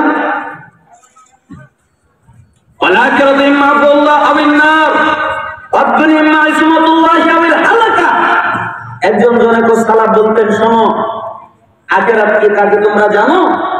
আখিরাত হলো ক্ষমার জায়গা। আল্লাহ তাআলা আখিরাতে ক্ষমা করবেন, আর যদি ক্ষমা না হয় তাহলে জাহান্নাম। হয় ক্ষমা, নাহলে জাহান্নাম। এই গুণটা তো আমাদের মধ্যে মনে হয় নাই। গুণটা কি? ক্ষমার গুণ মনে হয় আমাদের খুব কম। স্ত্রী সন্তানকে করে, স্ত্রী স্বামীকে করে না, স্বামী সন্তানকে করে না, স্বামী স্ত্রীকে করে না, বাপ মা সন্তানকে করে না, সন্তান বাপ মাকে করে না, ভাই ভাইকে করে না, বোন ভাইকে করে না, ভাই বোনকে করে না, বন্ধু বন্ধুকে করে না। একজন আরেকজনকে ক্ষমা করতে হয়, এটা নাই, চলে গেছে। অথচ জনৈক সালাফ বলছেন আখিরাত ক্ষমার জায়গা, আল্লাহ তাআলা ক্ষমা করে দিবেন। রাসূল সাল্লাল্লাহু আলাইহি সাল্লাম বলেন, যে ব্যক্তি দুনিয়ায় কাউকে মাফ করবে, আল্লাহ আখিরাতে তাকে মাফ করবে। কোন বর্ণনায় এসেছে, কেউ যদি কারো কাছে মাফ চায় আর দ্বিতীয়বার যদি চাওয়ার আগেই ক্ষমা না করে, রাসূল সাল্লাল্লাহু আলাইহি সাল্লাম বলেছেন, ও যেন আমার হাউজে কাউসারের নিকটে না আসে। মাফ করলো না কেন? ওর কাছে তো মাফ চাওয়া হয়েছে। আপনাদেরকে একটা ঘটনা করে শোনাই। তারিখে দিমাশকের মধ্যে এসেছে, একজন বুজুর্গ, দেখেন মুহাম্মদ সাল্লাল্লাহু আলাইহি সাল্লামের উম্মত, তাদের পরিচয়টা কত সুন্দর। একটা বুজুর্গ লোক, আল্লাহওয়ালা লোক, হজ করতে যাচ্ছেন। তো হজ করতে গেলে মাল সামানা নিতে হয় না, অনেক কিছু নিয়েছেন, নিয়ে হজ করতে যাচ্ছেন। যেতে যেতে যেতে যেতে অনেক দূর চলে গেছেন, আর একটা যুবক তার পিছু লেগেছে, কেন? ছিনতাই করবে। যখন খোলামেলা দেখেছে, তখন ওই যুবকটা, ওই যিনি হজ করতে যাচ্ছেন, তার ওই ব্যাগটা ছিনতাই করে নিয়ে দৌড় দিয়েছে। অনেক দূর চলে গেছে। একটা অলৌকিক ঘটনা তখন ঘটে গেছে। হঠাৎ করে তার চোখটা অন্ধ হয়ে গেছে, আর কিছু দেখে না, তাই তিনি কান্নাকাটি শুরু করে দিয়েছেন। লোকজন আসলো, কি ব্যাপার, তুমি কাঁদো কেন? আমি কাঁদি কেন জানেন? কিছুক্ষণ আগে আমি ছিলাম চক্ষুওয়ালা, এখন আমি দেখতে পাচ্ছি না। একটা বুজুর্গ কোথায় যেন যাচ্ছিল, আমি তার মাল সামানা ছিনতাই করে নিয়ে চলে এসেছি। হয়তোবা লোকটা আমাকে বদদুয়া করেছে, আল্লাহ তাই কবুল করেছে, তাই আমাকে অন্ধ করে দিয়েছে, তাই আমি কিছু দেখছি না। আপনারা কি আমাকে তার কাছে নিয়ে যেতে পারবেন? তাহলে আমি তার কাছে ক্ষমা চেয়ে নিতাম। আচ্ছা ঠিক আছে, কোথায় আছে? অমুক দোকানের সামনে আমি ছিনতাই করেছি, হয়তোবা আশেপাশে আছে। আচ্ছা চলো। তখন তাকে নিয়ে যাওয়া হলো। যে যার মাল ছিনতাই করেছে সে এক জায়গায় বসে আছে। তখন তাকে গিয়ে বলতেছে যে, আপনার তো মাল ছিনতাই করেছে এই যুবক, জি, আপনাকে একটা আর্জি করবো, শুনবেন? বলেন। মালগুলো ফিরিয়ে দিল, এরপরে বললো, আপনি একে মাফ করে দেন। তখন উনি বসা ছিল, দাঁড়িয়ে উঠে বলেন, মাফ করে দিব মানে? আরে বলেন কি আপনি? এ যখন আমার মাল ছিনতাই করে নিয়ে চলে গেছে, তখন আমি দুই হাত আসমানের দিকে উঠিয়েছি আর আল্লাহকে বলেছি, আল্লাহ, এ যুবক বুঝতে পারে নাই, ভুল করলো, অন্যায় করলো, আমি এই যুবককে মাফ করে দিয়েছি, তুমিও তাকে মাফ করে দিও। মাফ আমি আগেই করেছি, এখন আর কি মাফ করবো? তো কিছু লোক থাকে না, খোঁচানো লোক। একজন আবার খোঁচায় যে জিজ্ঞেস করতেছে, আপনি মাফ করলেন কেন? আপনার মাল ছিনতাই করেছে, আপনি তো বদদুয়া করবেন, এটাই নিয়ম, এটাই নিয়ম, কিন্তু আপনি মাফ করলেন কেন? তখন উনি বললেন, তোমরা যা বোঝো আমি তা বুঝি না, আমি যেটা বুঝি তোমরা তা বুঝো না। শোনো, আমি মুহাম্মদ সাল্লাল্লাহু আলাইহি সাল্লামকে বলতে শুনেছি, মুসলিমের হাদিসে এসেছে রাসূল সাল্লাল্লাহু আলাইহি সাল্লাম প্রথম জান্নাতের গেট খুলবেন, এই প্রথম জান্নাতে ঢুকবেন, প্রবেশ করবেন, তার আগে কাউকে ঢোকার অনুমতি দেওয়া হবে না। তখন উনি বলতেছেন, শোনো, মুহাম্মদ সাল্লাল্লাহু আলাইহি সাল্লাম বলেছেন, আমার উম্মতের বিচার যতক্ষণ পর্যন্ত শেষ না হবে ততক্ষণ পর্যন্ত আমি জান্নাতে যাব না। কোথায় যাব না? জান্নাতে ঢুকবো না, আগে আমার উম্মতের বিচার শেষ হবে, তারপরে আমি পেরেশানিতে থাকবো। তখন ওই বুজুর্গ লোকটা বলছেন, আমার তখন মনে পড়ে গেল, ইস, আমার জন্য যদি রাসূলের জান্নাতে যেতে দেরি হয়, আমার প্রিয় রাসূলের যদি জান্নাতে যেতে দেরি হয় কেমন হবে, তাই আমি ওকে মাফ করে দিয়েছি, ওরা আমার বিচারও হবে না, সময়ও লাগবে না, আর আল্লাহর নবীর জান্নাতে যেতে দেরিও হবে না, মাফ করে দিয়েছি। তাহলে মাফ করা একটা গুণ। ওয়াল্লাহি, আল্লাহর কসম, এই ঘটনা করার পরে আমি এরপর থেকে কত মানুষ আমাকে গালিগালাজ করে, কত মানুষ গীবাত করে, বদনাম করে, আমি আর বিদ্বেষ রাখি না। আমি হৃদয় থেকে রাত্রে দিনে সব সময় দোয়ার মধ্যে অন্তর্ভুক্ত করি, আল্লাহ যারা আমাকে কষ্ট দিয়েছে তাদের তুমি মাফ করো। হতে পারে এই কারণে আল্লাহ তাআলা আমাকে মাফ করে দিতে পারে, কারণ আমার তো গুনার পরিমাণ আমি জানি না, আল্লাহ জানেন। কি হবে তা আমার অবস্থা জানা নেই। আব্দুল্লাহ বিন আমর রাহিমাহুল্লাহ তিনি বলেন, লা তাসিক বিকাসরাতিল আমাল ইন্নাকা তাদরি তুকবালু মিনকা আমলা। শোনো হে দুনিয়ার লোক, তোমরা নিজেদেরকে নিয়ে আত্মতৃপ্তিতে ভোগো না, আনন্দিত হও না, উল্লাসিত করো না। কেন জানো? তুমি যে আমল করেছো, তুমি যে ইবাদত করেছো, এটা কবুল হয়েছে নাকি হয় নাই এটা তোমার জানা নাই, ঠিক না? আচ্ছা, আপনারা জানেন আজকে যে ফজরের সালাত করবেন বা আগে করেছেন ইশারের সালাত, কে বলতে পারবেন যে আমার ইশা কবুল হয়েছে? বলতে পারবেন? তার মানে জানা নেই। আমার ইবাদত কবুল হয়েছে কিনা আমার তা জানা নেই, এই জন্য নিজেকে নিরাপদ মনে করো না, আত্মতৃপ্তিতে ভোগো না, আনন্দিত হও না। ওয়ালা তামান দুনুবাক ফাইন্নাকা লা তাদরি হাল কুফিরাত আনকা আমলা। অতএব তোমরা নিজেদের পাপের ব্যাপারে নিরাপদ বোধ করো না, নিরাপদ হয়ে যায় না। কেন? তুমি যে পাপ করেছো আর আল্লাহর কাছে মাফ চেয়েছো, এটা ক্ষমা হয়েছে না হয় নাই এটাও তোমার জানা নাই, ঠিক না? আপনি যে ক্ষমা চেয়েছেন, আল্লাহ আমাকে মাফ করে দেন, আল্লাহ আমাকে ক্ষমা করে দেন, আসলেই ক্ষমা হয়েছে নাকি হয় নাই এটা আপনার জানা নেই। এই জন্য নিরাপদ মনে করিয়েন না যে আমি নিরাপদ। ইন্না আমালাকা আনতা মুগায়্যাবুন মা তাদরি মাল্লাহু সানিউন ফীহ আজআলুহু ফী সিজ্জিন আম আজআলুহু ফী ইল্লিয়িন। শোনো, আল্লাহ তাআলা তোমাদের আমলকে তোমাদের কাছ থেকে গোপন রেখেছেন, সেদিন তোমাদের সাথে কি আচরণ করবেন ওটা তোমাদের জানা নেই। আল্লাহ তোমাদেরকে ইল্লিয়িন জান্নাত দিবেন নাকি তোমাদেরকে সিজ্জিন জাহান্নাম দিবেন এটা তোমাদের জানা নেই। অতএব তোমরা নিজেদেরকে নিরাপদ মনে করো না, নিরাপদ বোধ করো না। একজন জনৈক সালাফ, এটা সবল ইমানের ৬৯৩০ নম্বর হাদিস, একজন জনৈক সালাফ রাস্তা দিয়ে হেঁটে যাচ্ছিলেন, একটা বাড়িতে কান্নার শব্দ শুনতে পেলেন, তাই তিনি বাড়ির মধ্যে প্রবেশ করলেন। ঢোকার পরে দেখে দরজা খোলা রয়েছে, ধাক্কা দিলে খুলে গেল। একটা লোক জায়নামাজে বসে আছে, আসমানের দিকে দুই হাত তুলে আছে, আর আল্লাহকে বলছে, আল্লাহ আমার কি হবে, আল্লাহ আমার কি হবে, আল্লাহ আমার কি হবে, তুমি তো সব গোপন রেখেছো, আমার কি হবে, এই কথা বলছে আর কাঁদতেছে। কাঁদতে কাঁদতে তার দাড়ি ভিজে গেছে, দুই চক্ষু ভিজে গেছে, তার বুকের জামা ভিজে গেছে, তার জায়নামাজ ভিজে গেছে। তাই ওই লোকটাকে দেখে কান্নাটা থেমে গেল। জিজ্ঞেস করলো, কে আপনি? তখন বললো, আমার কথা বাদ দেন, আমি আগন্তুক একটা লোক, রাস্তা দিয়ে যাচ্ছিলাম, আপনার কান্নার শব্দ শুনে আমি ভিতরে প্রবেশ করেছি, দরজা খোলাই ছিল তাই খুলে গেল, আমি ঢুকে পড়ে দেখলাম আপনি কান্না করতেছেন আর বলতেছেন যে আপনার কি হবে আর গোপন রয়েছে, ব্যাপারটা তো বুঝতে পারলাম না। তখন উনি বললেন, শোনেন, এটা আমার আর মাওলার গোপন ব্যাপার, আল্লাহর গোপন ব্যাপার, আপনাকে আমি বলতে চাচ্ছি না। তখন বললেন, আপনি বলেন, তাহলে আমার ঈমানটা একটু বেড়ে যেতে পারে। আচ্ছা ঠিক আছে, শোনো, আমি এটা বলেছি এই কারণে, আমল গোপন তো আমি জানি না, তাই আমি কাঁদছি। গোপন মানে আখেরাত, গোপন মানে আখেরাত গোপন তো তাই আমি কাঁদছি। আখেরাত গোপন মানে জান্নাত কেমন কোরআনে আছে, জাহান্নাম কেমন কোরআনে আছে, সবকিছু কোরআনে আছে, হাদিসে আছে, আর আপনি বলতেছেন গোপন। তখন লোকটা উঠে ধাক্কা দিয়ে লোকটাকে ফেলে দিয়েছে, উল্টে পড়ে গেছে। এবার তাকে উঠিয়ে বলতেছে, আমি জোশে কাজটা করে ফেলেছি, আপনি আমাকে মাফ করে দেন। আচ্ছা, আপনি কেন এরকম করলেন? আর আপনি বলেন, আপনি যে আজকে সালাত আদায় করেননি, করেছি। আজ থেকে নিয়ে এর আগ পর্যন্ত যত ইবাদত করেছেন এর কোনটা কবুল হয়েছে বলেন? তাহলে বলেন তোমার এটা কবুল হয়েছে। সুবহানাল্লাহ বলেছেন, কবুল হয়েছে বলেন। আলহামদুলিল্লাহ বলেছেন, কবুল হয়েছে বলেন।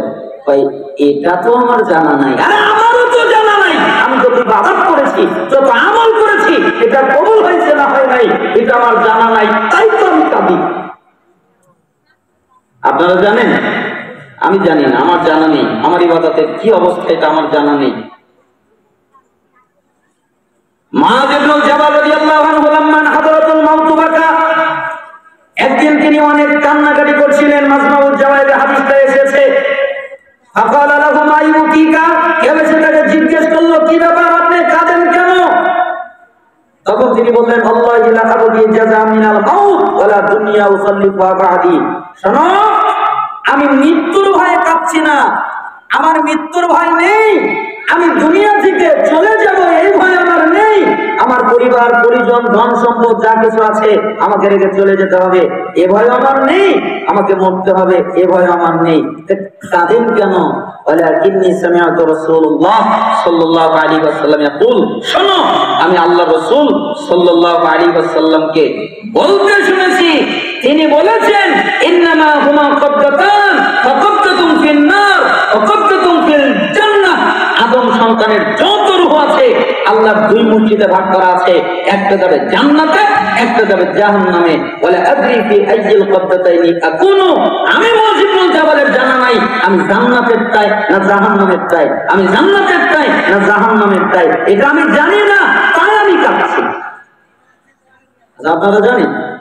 আর এখান থেকে আরেকটা বর্ণনা পাওয়া গেল যে কান্না এটাও একটা ইবাদত, তাই না? কান্না একটা ইবাদত না? আপনি কান্নার মাধ্যমে আল্লাহকে যত খুশি করতে পারবেন, আল্লাহর ভয়ে কাঁদার মাধ্যমে অন্য কিছুর মাধ্যমে তত খুশি করতে পারবেন না। এই জন্য কাঁদতে হবে, কাঁদাটা জরুরি। আমি একটা কিতাব পড়ছিলাম, ইমাম ইবনে রাজব আল-হাম্বলি রাহিমাহুল্লাহর লেখা চমৎকার একটা কিতাব, আত-তাকয়ীফু মিনান নার ওয়া তাহরিফু বিহালি দারিল বাওয়ার। এই কিতাবের একদম দ্বিতীয় অধ্যায়ে প্রথমে ঘটনাটা তিনি নিয়ে এসেছেন। সূরা বাকারার ৭৪ নম্বর আয়াতের ব্যাখ্যা করতে গিয়ে তিনি নিয়ে এসেছেন। তিনি বলেন, ফাজল বিন আব্বাস অনেক বুজুর্গ একজন ব্যক্তি। ওই সময় তো আর এই শরীয়ত নাযিল হয়নি। ওই সময়ের শরীয়তে তিনি প্রত্যেক দিন রোজা রাখতেন, সিয়াম রাখতেন, আর 2টা রুটি ইফতার করতেন। আর এত কান্নাকাটি করতেন যে কান্নার কারণে তার 2 চোখে 2টা নালা তৈরি হয়ে গিয়েছিল, কালো হয়ে গিয়েছিল, এত কাঁদতেন আল্লাহর ভয়ে। তিনি একদিন বর্ণনা করতেছেন যে, শোনো, একদিন ঈসা আলাইহিস সালাম একটা পাহাড় তার সামনে দাঁড়িয়েছিলেন। দাঁড়িয়ে থাকার পরে উনি দেখেন যে পাহাড়ের 2 পাশ দিয়ে ঝর্ণা যাচ্ছে, একটা তার ডান পাশে, একটা তার বাম পাশে। তাই তিনি পাহাড়কে জিজ্ঞেস করলেন, পাহাড়,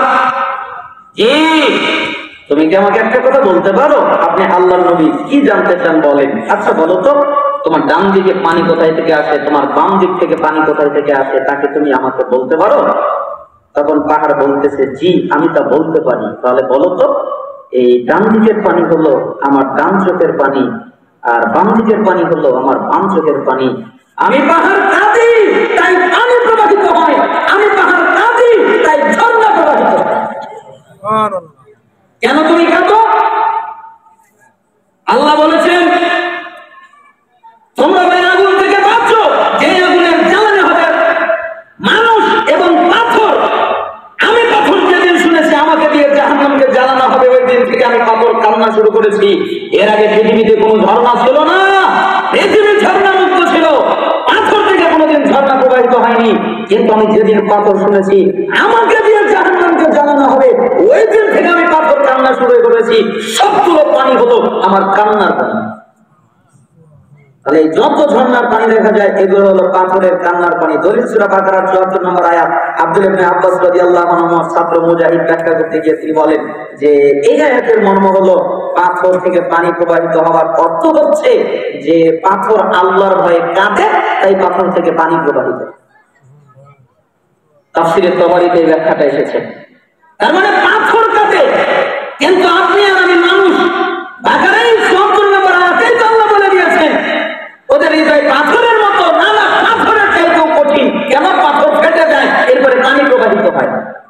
আমাদের হৃদয়গুলো পাথরের চাইতেও কঠিন, আমরা কাঁদি না, কাঁদতে জানি না। মাজমাউল জাওয়ায়েদের একটি বর্ণনা এসেছে কান্না অধ্যায়ের মধ্যে,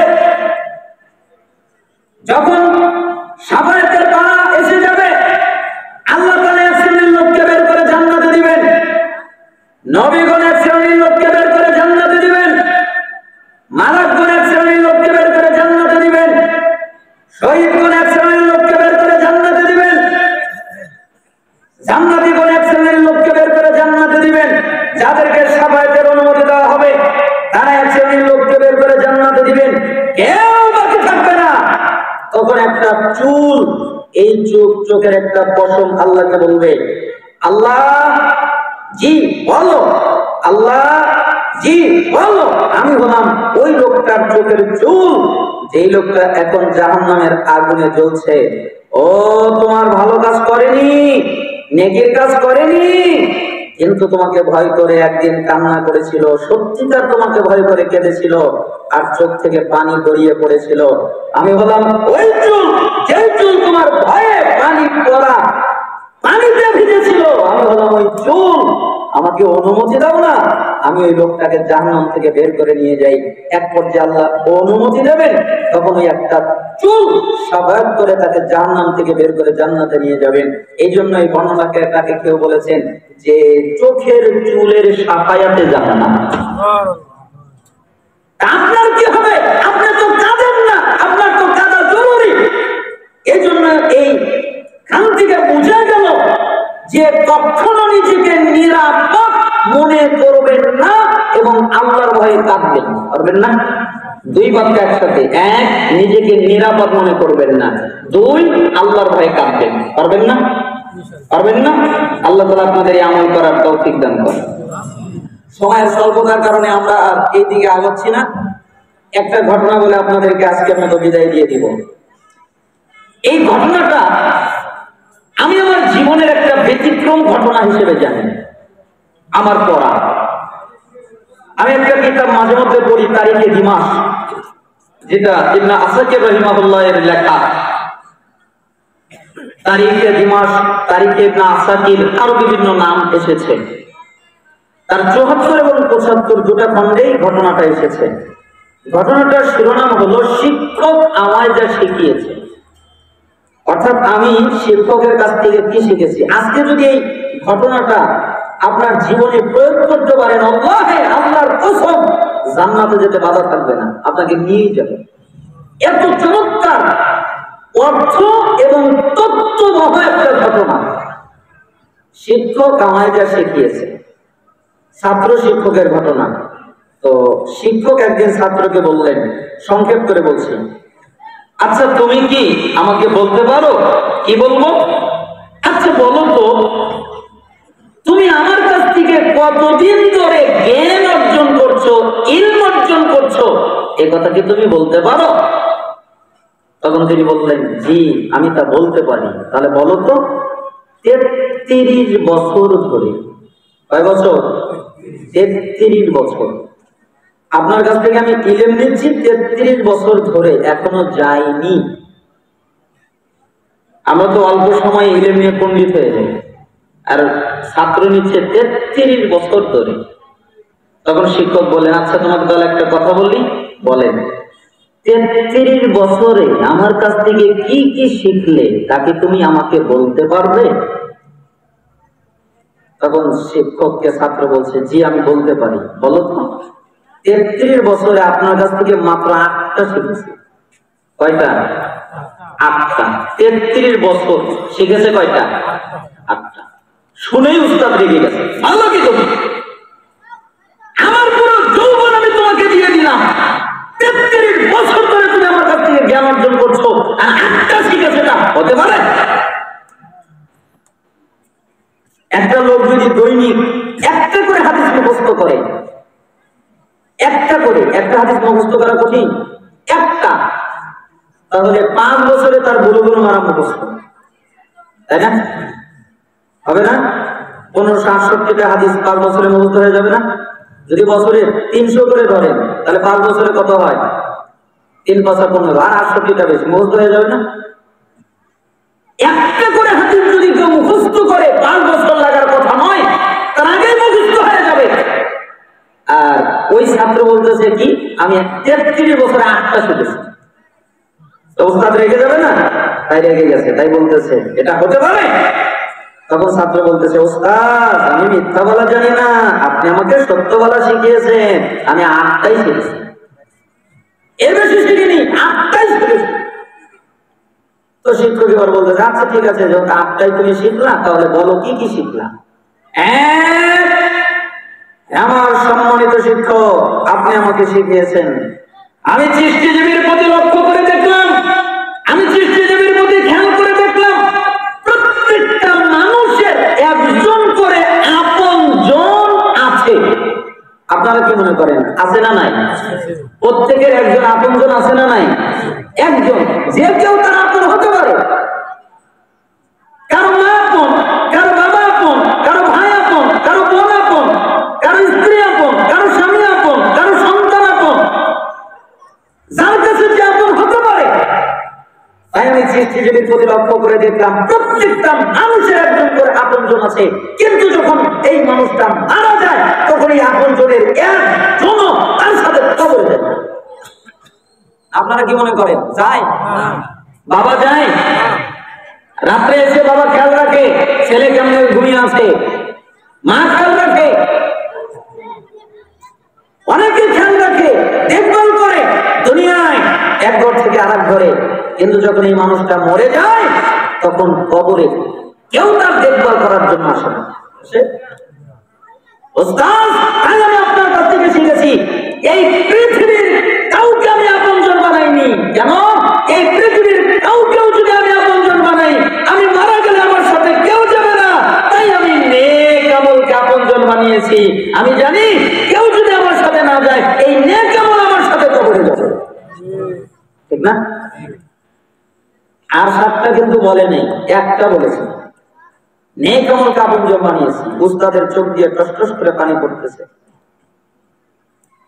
আমার সম্মানিত শিক্ষক, আপনি কাঁদেন কেন? আরে তুমি আমাকে যে কথা বললে, তোমার 7টা বাদ দাও। তুমি যদি এই একটাই শিখে থাকো আর এই একটাই করো, আর নেক আমলকে যদি আপনজন বানাও, আল্লাহে আল্লাহর কসম, এই একটাই তোমাকে জান্নাতে নিয়ে যাবে, আর কিচ্ছু লাগবে না। ঠিক না? নেক আমল জান্নাতে নিয়ে যাবে না? নেক আমল, সৎ আমল, ওখানে তো আল্লাহর রহমত আছে। 2,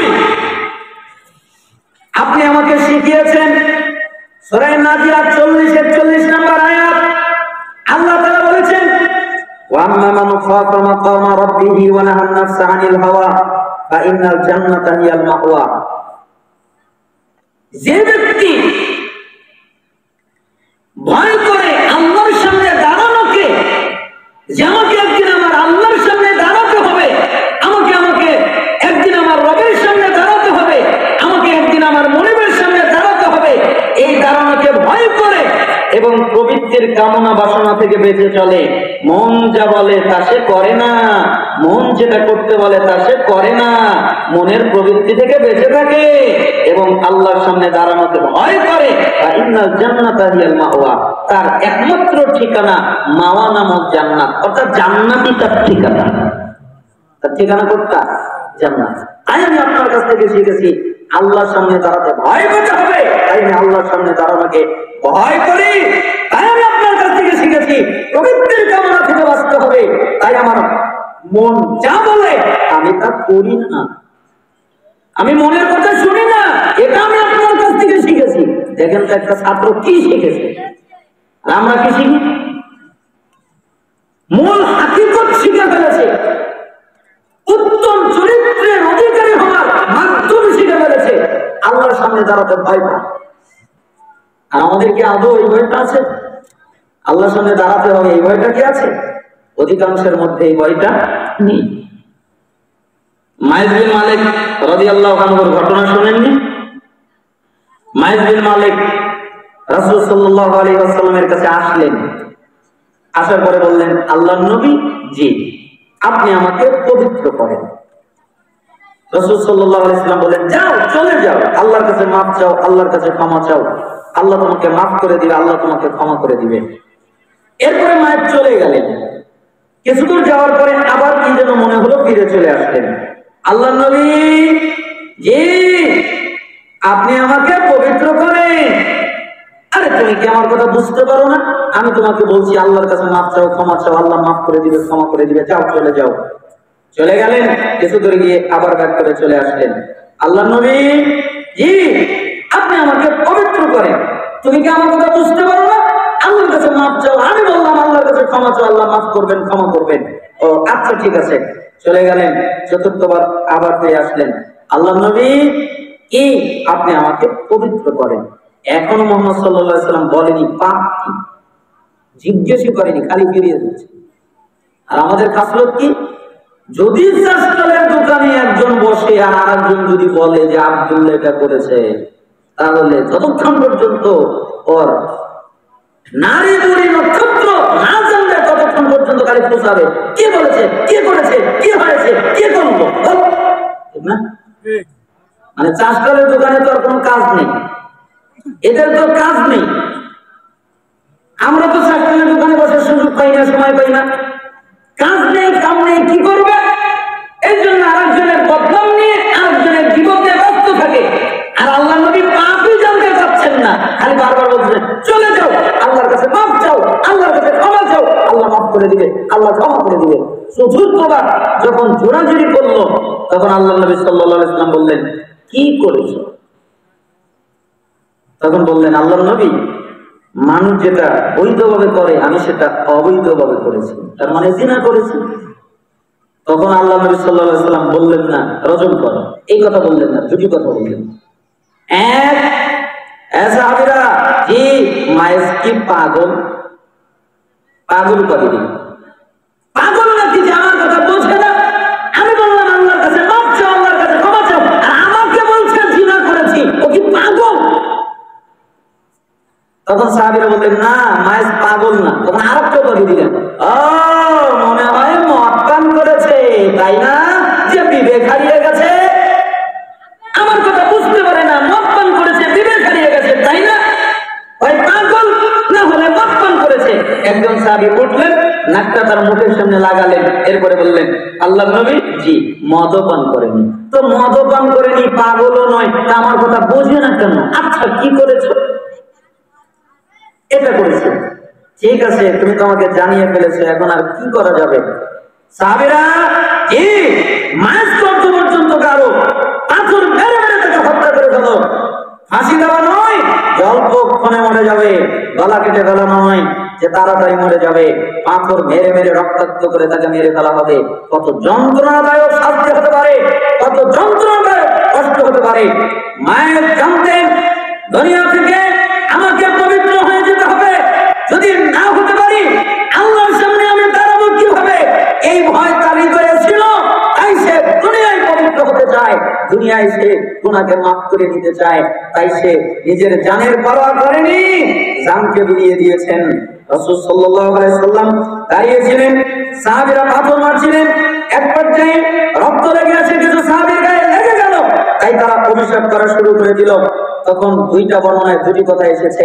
মিশকাতের বর্ণনায় যে কথাটা এসেছে আহমদ থেকে নেওয়া, যে মাইজ বিন মালিককে উল্লেখ করে সাহাবীদেরকে লক্ষ্য করে রাসূল সাল্লাল্লাহু আলাইহি ওয়াসাল্লাম বলেন, বলো কি, আরে মাইজ যে তওবা করেছে তা যদি মদিনার 70 জনের মধ্যে মিলিয়ে দেওয়া হয়, তাহলে মাইজের এই তওবা এই 70 জনের জন্য যথেষ্ট।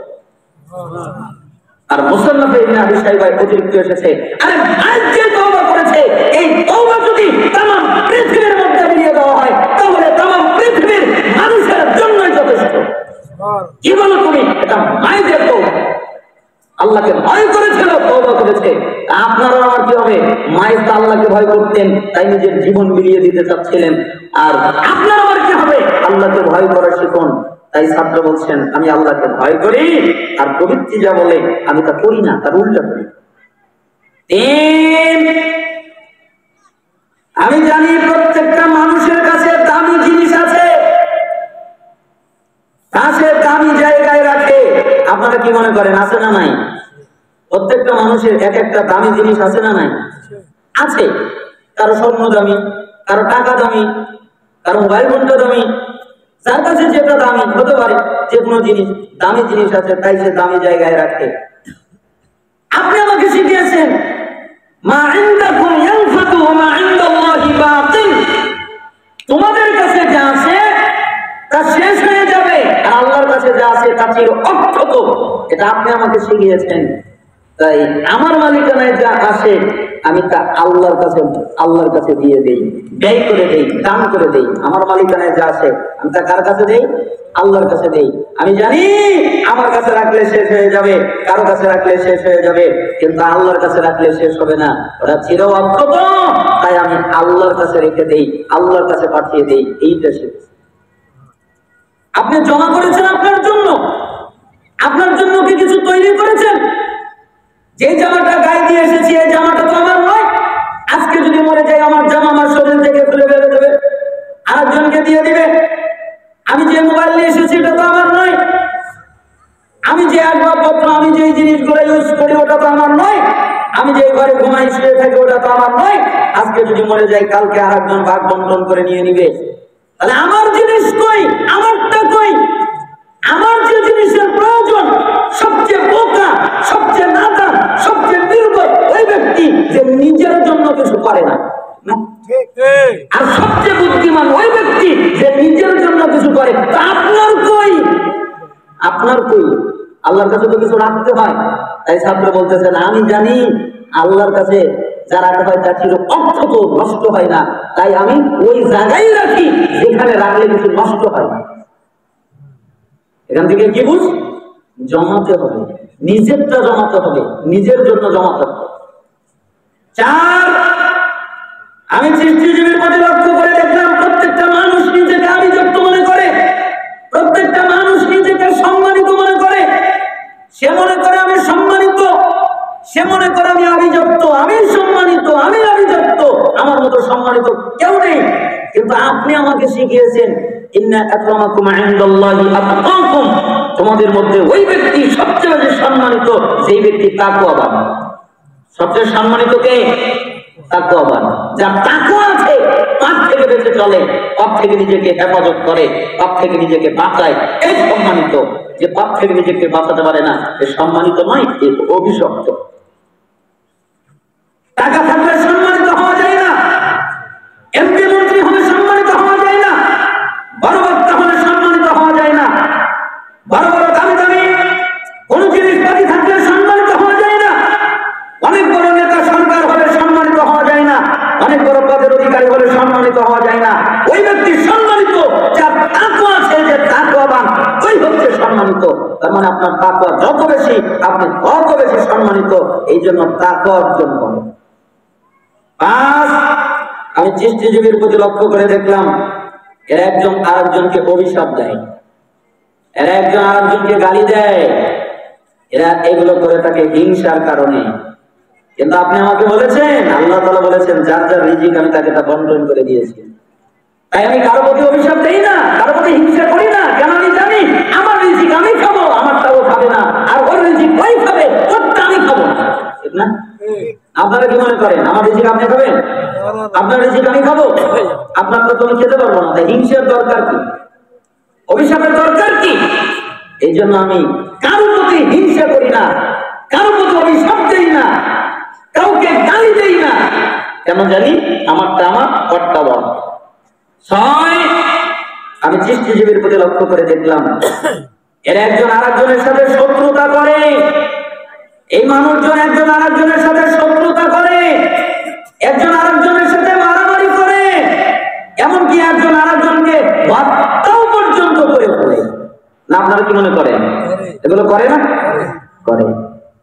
কিন্তু আমি খেয়াল করলাম আপনি আমাকে শিখিয়েছেন ইন্নাশ শাইতানা লাকুম আদুউন ফাত্তাখিযুহু আদুওয়া, নিশ্চয়ই শয়তান তোমাদের প্রকাশ্য শত্রু, অতএব তোমরা শত্রু হিসেবে শয়তানকেই গ্রহণ করো। শত্রুকে? শয়তান। আরো জোরে বলেন শত্রুকে? শয়তান। তাই আমি জানি পৃথিবীর কোন মানুষ আমার শত্রু নয়। আরে পৃথিবীর মানুষ আমাকে আমার ঘর থেকে বের করে দেয়নি। আমার ঘর হলো জান্নাত। আমার বাপ আদম আলাইহিস সালামকে ঘর থেকে বের করেছে, আমার মা হাওয়া আলাইহিস সালামকে ঘর থেকে বের করেছে, আমাদেরকে ঘর থেকে বের করেছে। ওটার নাম জান্নাত। ওই জান্নাত থেকে বের করেছে শয়তান।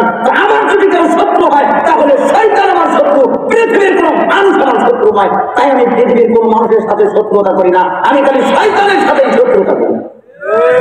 আমাকে যা বলে আমি তার উল্টা করি, আমাকে জিনা করতে বলে আমি করি না, আমাকে সুদ খেতে বলে আমি খাই না, আমাকে ঘুষ খেতে বলে আমি খাই না, আমাকে গীবত করতে বলে আমি করি না, আমাকে মিথ্যা বলতে বলে আমি করি না, আমাকে যা বলে আমি তার উল্টা করি। কেন ও আমার শত্রু, তাই আমি ওকে পাত্তা দিই না। আর পৃথিবীর মানুষ আমার শত্রু নয়, তাই আমি পৃথিবীর কারোর সাথে শত্রুতা করি না, আমি শত্রুতা করি কার সাথে? একজন ছাত্র শিখেছে কি আমি সৃষ্টিজীবীর প্রতি লক্ষ্য করে দেখলাম, এরা টাকা পয়সা ইনকাম করে, হালাল হারামের তোয়াক্কা করে না, কোনটা হালাল কোনটা হারাম এটার বাদ বিচার করে না। তারা টাকা পেলেই খুশি, তাদের অর্থ হলেই খুশি, তাদের সম্পত্তি হলেই খুশি, তারা এটা মনে করে। কিন্তু আমি তা নয়। কেন? আল্লাহ তাআলা বলেছেন, ওমা খালাকতুল জিন্না ওয়াল ইনসা ইল্লা লিয়াবুদুন, আমি মানুষ আর জিনকে তৈরি করেছি একমাত্র আমার ইবাদত করার জন্য। বলেন তো আমাদের তৈরি করেছে কেন? ইবাদত নয়, একমাত্র ইবাদত, এটাই কাজ। 10 তলা বাড়ি বানানোর জন্য তৈরি করেনি, 20 তলা বাড়ি বানানোর জন্য তৈরি করেনি, বিঘা বিঘা সম্পত্তি করার জন্য তৈরি করেনি, তৈরি করেছে মানুষকে আর জিনকে একমাত্র লিয়াবুদুন অর্থ লিওয়াহিদুন, একমাত্র তাওহীদ প্রতিষ্ঠা করার জন্য, একমাত্র কেবলমাত্র শুধুমাত্র তার ইবাদত করার জন্য আল্লাহ তাআলা তৈরি করেছেন। মা উরিদু মিনহুম মির রিজকিন ওয়া মা উরিদু আন ইউতঈমুন, আমি এদের কাছে কোনো রিজিক চাই না, যারা আমাকে রিজিক দেবে, খাদ্য দেবে। আমি এদের কাছে খাদ্য চাই না, যারা আমাকে খাদ্য দেবে। ইন্নাল্লাহু ওয়ার রাজ্জাক, নিশ্চয়ই আল্লাহ তিনিই হলেন রিজিক দাতা। রিজিক দাতা কে? আল্লাহ।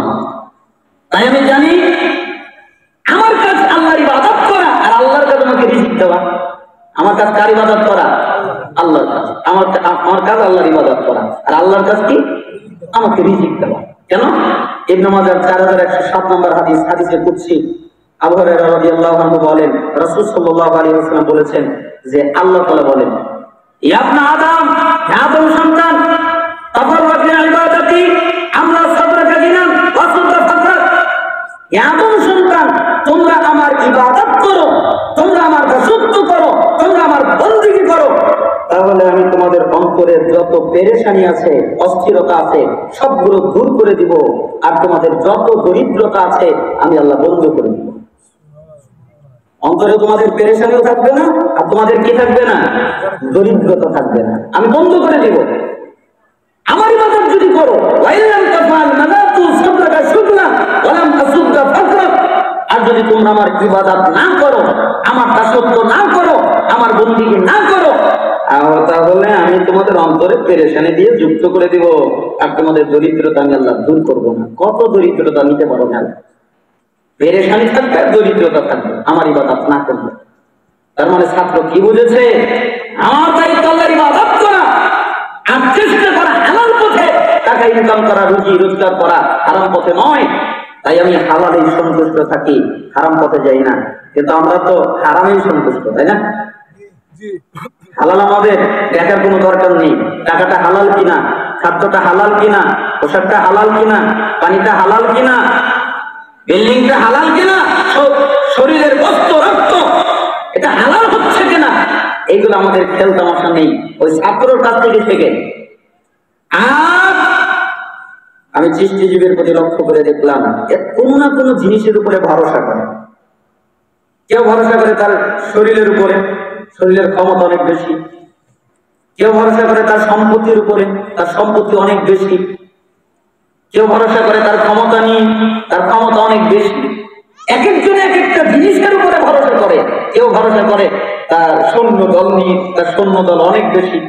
এক একজন এক একটা জিনিসের উপরে ভরসা করে। কিন্তু আপনি আমাকে শিখিয়েছেন,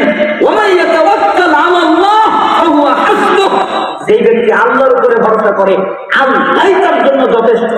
তাই আমি কার উপরে ভরসা করি না, একমাত্র আল্লাহর উপরে ভরসা করি, আল্লাহই আমার জন্য যথেষ্ট।